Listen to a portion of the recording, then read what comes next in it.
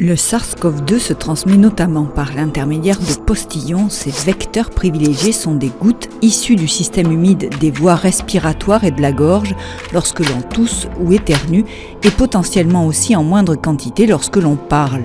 La transmission du virus se fait par inhalation des gouttelettes émises par quelqu'un de contaminé, principalement par les muqueuses de la bouche et du nez. La contamination peut se faire par les yeux également. Le Covid-19 peut aussi se contracter par manuportage. Une gouttelette infectée tombe sur un objet, on touche cet objet avec la main que l'on porte ensuite au niveau de nos muqueuses. Beaucoup d'incertitudes demeurent sur la charge virale nécessaire pour attraper le Covid-19 ainsi que sur la durée de vie sur une surface.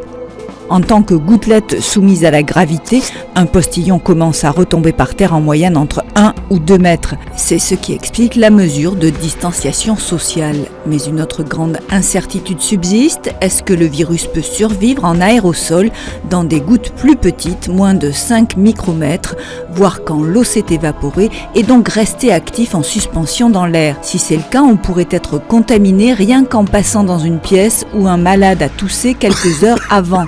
Pour éviter la dispersion de postillons, des autorités médicales recommandent désormais le port du masque dans les lieux publics.